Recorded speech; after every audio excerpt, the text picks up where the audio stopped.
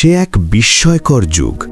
জেরুজালেমের পবিত্র ভূমি থেকে পরিচালিত হচ্ছে এমন এক সাম্রাজ্য যার সীমানা মানুষের কল্পনাতীত। এই সাম্রাজ্যের অধিপতি হজরত সুলাইমান আলাইহিসসালাম। আল্লাহ তাআলা তাকে শুধু সিংহাসন দেননি, দিয়েছেন সৃষ্টির প্রতিটি অণুর ভাষা বোঝার ক্ষমতা। ভোরের দৃশ্যপট। সূর্য তখনও পুরোপুরি ওঠেনি। ফিলিস্তিনের পাহাড়ি উপত্যকায় কুয়াশার চাদর মোড়ানো। সুলাইমান আলাইহিসসালাম তার প্রাসাদের বারান্দায় দাঁড়িয়ে আকাশের দিকে তাকিয়ে আছেন। তিনি শুনতে পাচ্ছেন হাজার মাইল দূরে উড়ন্ত ঈগলের ডানার ঝাপটানি। বুঝতে পারছেন মাটির নিচে নেচে বেড়ানো ক্ষুদ্র পোকাদের গুঞ্জন। বাতাস তার হুকুমের অপেক্ষায় থমকে আছে। আজ সুলাইমান আলাইহিসসালাম এক বিশাল সফরে বের হবেন। তার এই বাহিনী কোনো সাধারণ সামরিক বাহিনী নয়। এখানে আছে মানুষের কাতার, যারা তরবারি ও ঢাল নিয়ে সুশৃঙ্খলভাবে দাঁড়িয়ে। জিনের দল, যাদের অবয়ব বিশাল আকার এবং যারা মানুষের অসাধ্য কাজ নিমিষেই করে ফেলে।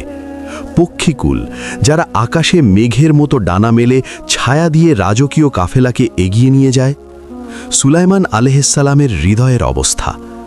এত ক্ষমতা, এত প্রতাপ, অথচ সুলাইমান আলাইহিসসালামের মনে এক বিন্দু অহংকার নেই। তিনি জানেন এই সব কিছুই তার রবের দান। তিনি যখন তার বাহিনীর দিকে তাকালেন, তার মুখ থেকে কেবল একটিই শব্দ বের হলো, আলহামদুলিল্লাহ। হুকুম হলো যাত্রার। বিশাল জিনেরা ভারী আসবাবপত্র পিঠে নিল। পাখিরা আকাশে ব্যূহ রচনা করল, যেন সূর্যের তাপ নিচে পৌঁছতে না পারে। সুলাইমান আলাইহিসসালাম তার স্বর্ণালী সিংহাসনে বসলেন, যা বাতাসের কাঁধে চড়ে চলতে শুরু করল। ধুলোর মেঘ উড়িয়ে এই বিশাল বাহিনী যখন চলতে শুরু করল, তখন পাহাড় পর্বত যেন কাঁপতে লাগল। তারা এগিয়ে চললেন ওয়াদিন নামল বা পিঁপড়েদের উপত্যকার দিকে। সুলাইমান আলাইহিসসালাম জানতেন না যে আজ এই সফরে তিনি এক এমন ক্ষুদ্র প্রাণীর কাছ থেকে জীবনের এক বড় পাঠ পেতে চলেছেন, যা কিয়ামত পর্যন্ত মানুষের জন্য উদাহরণ হয়ে থাকবে।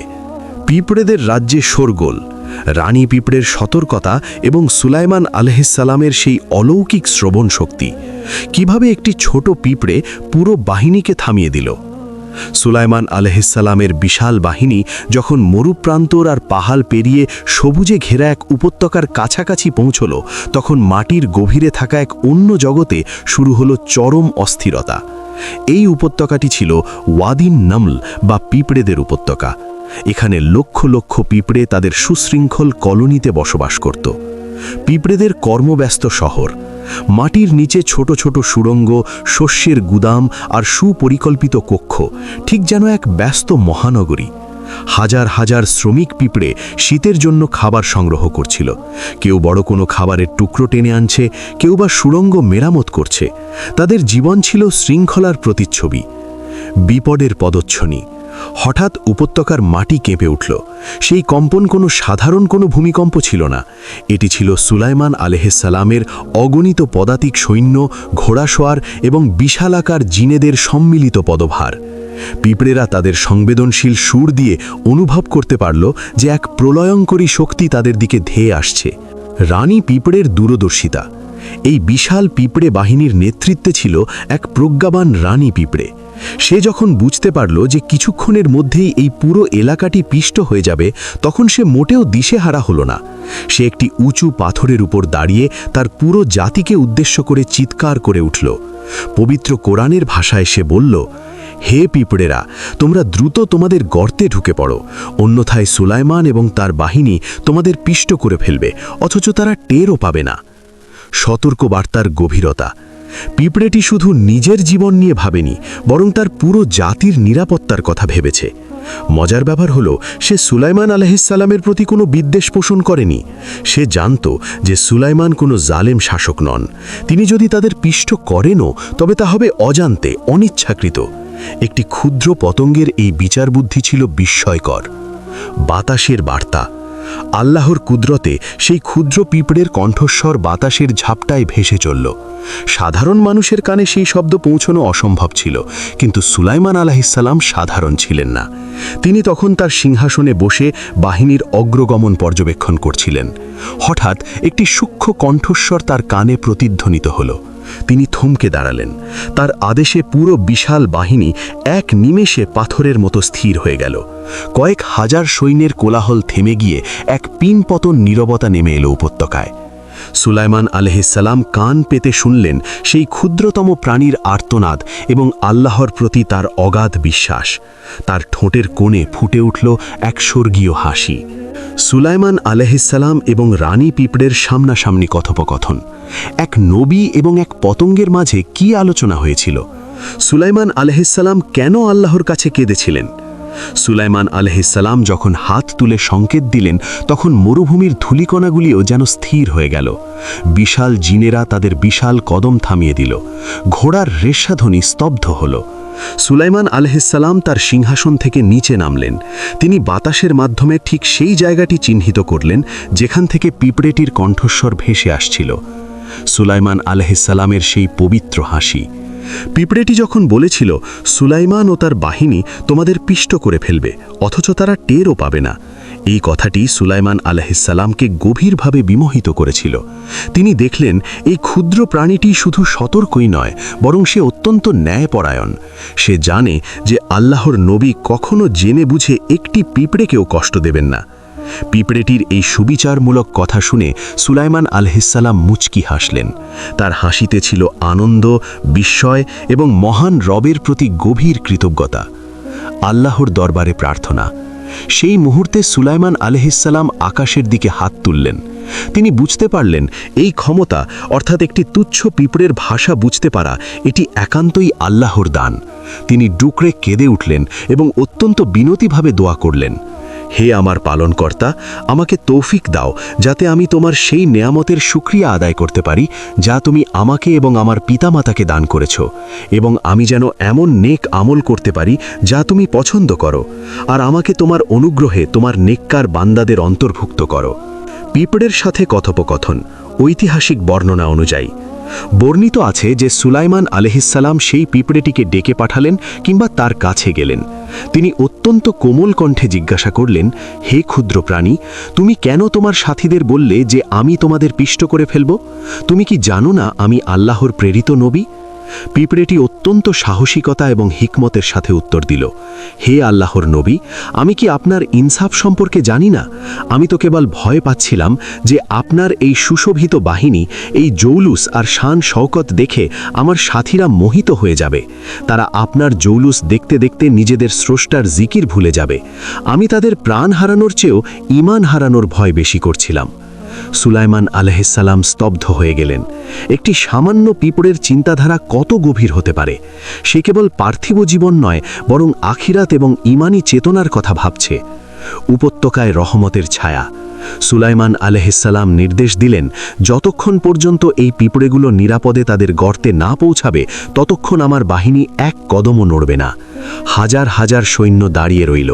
একটি ছোট প্রাণীর জীবনের সম্মানে পৃথিবীর সবচেয়ে ক্ষমতাবান বাহিনী মাটির দিকে তাকিয়ে অপেক্ষা করতে লাগল। এটাই ছিল ইসলামের শিক্ষার মূল সৌন্দর্য, যেখানে ক্ষমতার দম্ভ নেই, আছে সৃষ্টির প্রতি মমতা। পিঁপড়েদের রাজ্যের সতর্কতা এবং সংকট, তখনই ক্ষুদ্র প্রাণীদের বুদ্ধিমত্তা দেখে সুলাইমান আলাইহিসসালাম অভিভূত হয়েছিলেন। তিনি চাইলেন এই ক্ষুদ্র প্রাণীর জীবন দর্শন এবং তাদের রিজিক বা খাবারের উপর আল্লাহর ভরসা নিয়ে আরও কিছু জানতে। কৌতূহলী নবী। সুলাইমান আলাইহিসসালাম একটি পিঁপড়েকে ডাকলেন এবং জিজ্ঞাসা করলেন, তোমার প্রতিদিন বেঁচে থাকার জন্য কতটুকু খাবারের প্রয়োজন হয়? পিঁপড়েটি আত্মবিশ্বাসের সাথে উত্তর দিল, হে আল্লাহর নবী, বছরে মাত্র একটি গমের দানা হলেই আমার চলে যায়। সুলাইমান আলাইহিসসালাম ভাবলেন, আমি এই পিঁপড়েটিকে 1 বছর পর্যবেক্ষণ করব এবং দেখব তার এই দাবি কতটা সত্য। তিনি একটি স্বচ্ছ কাঁচের পাত্র নিলেন এবং তার ভিতরে পিঁপড়েটিকে রাখলেন। সাথে দিলেন একটি মাত্র গমের দানা।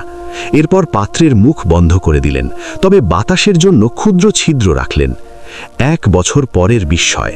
ঠিক 1 বছর পূর্ণ হওয়ার পর সুলাইমান আলাইহিসসালাম সেই পাত্রটি খুললেন। তিনি যা দেখলেন তাতে অবাক হয়ে গেলেন। তিনি দেখলেন 1 বছর পার হয়ে গেলেও পিঁপড়েটি তার দেওয়া সেই গমের দানার অর্ধেক খেয়ে ফেলেছে, আর বাকি অর্ধেক যত্নে তুলে রেখেছে। সুলাইমান আলাইহিসসালাম অবাক হয়ে জিজ্ঞাসা করলেন, তুমি তো বলেছিলে বছরে একটি গমের দানা তোমার প্রয়োজন, তবে 1 বছর পর কেন অর্ধেক দানা এখনও রয়ে গেছে? তুমি কি তবে মিথ্যা বলেছিলে? পিঁপড়েটির অসামান্য উত্তর। পিঁপড়েটি অত্যন্ত বিনয়ের সাথে জবাব দিল, হে আল্লাহর নবী, আপনি যখন আমাকে মুক্ত অবস্থায় ছেড়ে দিয়েছিলেন তখন আমার রিজিকের দায়িত্ব ছিল সরাসরি মহান আল্লাহর উপর। আমি জানতাম আল্লাহ আমাকে কখনো ভুলে যাবেন না, তাই আমি নিশ্চিন্তে পুরো দানাটি খেয়ে নিতাম। সে একটু থেমে আবার বলতে শুরু করল, কিন্তু যখন আপনি আমাকে এই পাত্রে বন্দি করলেন এবং আমার খাবারের দায়িত্ব আপনি নিজের হাতে নিলেন, তখন আমার মনে ভয় জাগল। আপনি তো একজন মানুষ, হতে পারে আপনি কোনো কাজে ব্যস্ত হয়ে পড়বেন অথবা আমাকে খাবার দিতে ভুলে যাবেন। তাই আমি আগাম সতর্কতার জন্য আমার খাবার বাঁচিয়ে রেখেছি। যদি আপনি ভুলেও যেতেন তবে এই অর্ধেক দানা দিয়ে আমি আগামী বছরটা পার করে দিতাম। এই উত্তর শুনে সুলাইমান আলাইহিসসালামের চোখ ভিজে এলো। তিনি বুঝতে পারলেন সৃষ্টির উপর ভরসা আর স্রষ্টার উপর ভরসার মধ্যে পার্থক্য কত বিশাল। একটি ক্ষুদ্র পিঁপড়েও জানে যে মানুষ ভুল করতে পারে, কিন্তু আল্লাহ কখনো তার সৃষ্টিকে ভুলে যান না। সুলাইমান আলাইহিসসালাম সেই পিঁপড়াটিকে সম্মানের সাথে তার উপত্যকায় ফেরত পাঠালেন এবং আল্লাহর মহিমা ঘোষণা করতে করতে নিজের কাফেলা নিয়ে এগিয়ে চললেন। পরবর্তী পর্বে, পঞ্চম ও শেষ পর্বে থাকছে এই অলৌকিক সফরের সমাপ্তি, সুলাইমান আলাইহিসসালামের মহাপ্রয়াণ এবং জিনদের সেই ভুল ধারণা যা একটি ক্ষুদ্র পোকা ভেঙে দিয়েছিল। কিভাবে একটি লাঠি আর একটি পোকা ইতিহাসের মোড় ঘুরিয়ে দিল। সুলাইমান আলাইহিসসালামের জীবনের শেষ অধ্যায়টি ছিল সবচেয়ে বেশি রহস্যময় এবং শিক্ষামূলক। তিনি চেয়েছিলেন তার মৃত্যুর পর যেন জিনেরা কাজ থামিয়ে না দেয়, কারণ তারা যদি জানত যে সুলাইমান আলাইহিসসালাম মারা গেছেন তবে তারা বাইতুল মুকাদ্দাস বা মসজিদের নির্মাণ কাজ অসমাপ্ত রেখে পালিয়ে যেত। ইবাদত গাহে সেই নীরব মুহূর্ত। সুলাইমান আলাইহিসসালাম আল্লাহর কাছে দোয়া করলেন যেন তার মৃত্যু এমনভাবে হয় যাতে জিনেরা তা টেরও না পায়। তিনি তার লাঠিতে ভর দিয়ে ইবাদতের কামরায় দাঁড়িয়ে রইলেন। মালাকুল মৌত বা আজরাইল আলাইহিসসালাম আল্লাহর নির্দেশে ঠিক সেই অবস্থায় তার জান কবজ করলেন। সুলাইমান আলাইহিসসালাম প্রাণহীন দেহ নিয়ে লাঠিতে ভর দিয়ে দাঁড়িয়ে রইলেন। দিন যায়, মাস যায়, বাইরে থেকে দেখে মনে হতো তিনি গভীর ধ্যানে মগ্ন আছেন। জিনেরা ভয়ে তার কাছে আসত না এবং ভাবত তিনি তাদের কাজ পর্যবেক্ষণ করছেন, ফলে তারা বিরামহীনভাবে কাজ চালিয়ে গেল। একটি ক্ষুদ্র পোকা ও মহাসত্য। এদিকে আল্লাহর হুকুমে একটি অত্যন্ত ক্ষুদ্র পোকা, উই পোকা, সুলাইমান আলাইহিসসালামের সেই কাঠের লাঠিটি নিচ থেকে ধীরে ধীরে খেতে শুরু করল। পোকাটি যখন লাঠির ভেতরটা পুরোপুরি খেয়ে ফেলল তখন লাঠিটি আর ভার সইতে পারল না। মট করে লাঠিটি ভেঙে গেল এবং সুলাইমান আলাইহিসসালামের দেহ মাটিতে পড়ে গেল। তখন জিনেরা বুঝতে পারল যে সুলাইমান আলাইহিসসালাম অনেক আগেই ইন্তেকাল করেছেন। এই ঘটনার মাধ্যমে আল্লাহ তাআলা এক বিরাট সত্য প্রমাণ করলেন যে জিনেরা অদৃশ্যের খবর গায়েব জানে না। যদি তারা জানত তবে এতদিন ধরে এই কঠোর পরিশ্রম করত না। উপত্যকার সেই পিঁপড়াদের বার্তা। সুলাইমান আলাইহিসসালামের মৃত্যুর সংবাদ যখন পুরো পৃথিবীতে ছড়িয়ে পড়ল তখন সেই পিঁপড়াদের উপত্যকায়ও শোকের ছায়া নেমে এলো। সেই রানী পিঁপড়া যে একসময় বাহিনীকে থামিয়ে দিয়েছিল, সে তার সাথীদের বলল, দেখো, সুলাইমান আলাইহিসসালাম চলে গেছেন, কিন্তু তিনি আমাদের শিখিয়ে গেছেন যে যত বড় সিংহাসনই হোক না কেন, আসল মালিক একমাত্র আল্লাহ, আর যত ছোট প্রাণীই হোক না কেন, সৃষ্টার কাছে সবার মূল্য সমান। সুলাইমান আলাইহিসসালামের রাজত্ব শেষ হয়েছিল, কিন্তু সেই ক্ষুদ্র পিঁপড়া এবং কাঠের পোকার মাধ্যমে দেওয়া শিক্ষাগুলো আজও অমর। ক্ষমতা মানে অহংকার নয়, বরং সৃষ্টার প্রতি আত্মসমর্পণ। মানুষের তৈরি করা বিশাল অট্টালিকা ভেঙে যেতে পারে, কিন্তু ঈমানের ভিত কখনো নড়ে না। কোনো সৃষ্টিকেই তুচ্ছ জ্ঞান করতে নেই। অদৃশ্যের জ্ঞান কেবল আল্লাহর কাছে। মৃত্যু অনিবার্য, কিন্তু কর্মই মানুষকে বাঁচিয়ে রাখে।